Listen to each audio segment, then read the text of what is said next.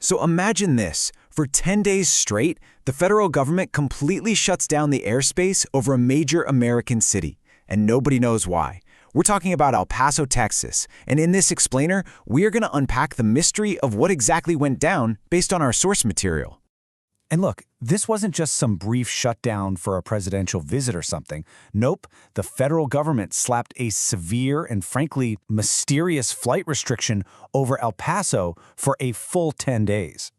It left pretty much everyone scratching their heads, wondering what on earth was going on. To really get a sense of how unusual this was, the source material had to go all the way back to 9/11 to find anything even remotely similar. Think about it. The only other time we saw something like this was after the September 11th attacks, when all flights were grounded nationwide. So for this to happen to a single city for security reasons, yeah, that's incredibly strange. So what did this temporary flight restriction, or TFR, actually mean on the ground? Well, just picture a 10-mile bubble over El Paso where almost nothing could land or take off. Now, TFRs themselves aren't rare. They happen for presidential visits or even wildfires. But those usually last a few hours, maybe a day tops. 10 days for vague security reasons? That's what made this whole situation so perplexing. Okay, so a 10-day shutdown is totally unprecedented and confusing. The next logical question has to be, why? The government was pretty tight-lipped at first, but eventually an official story started to take shape.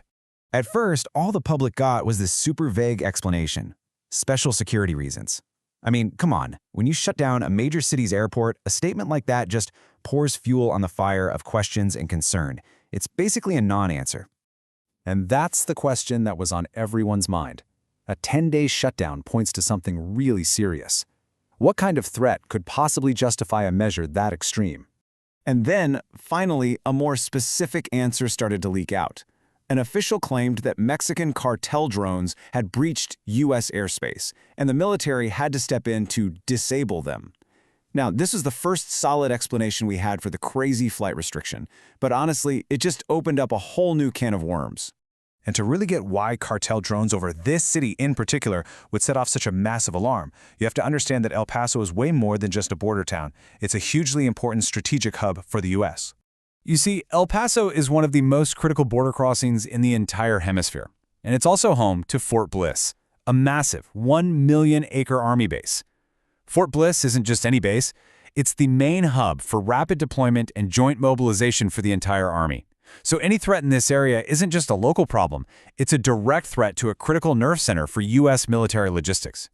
Okay, so we've established El Paso is a super important military asset.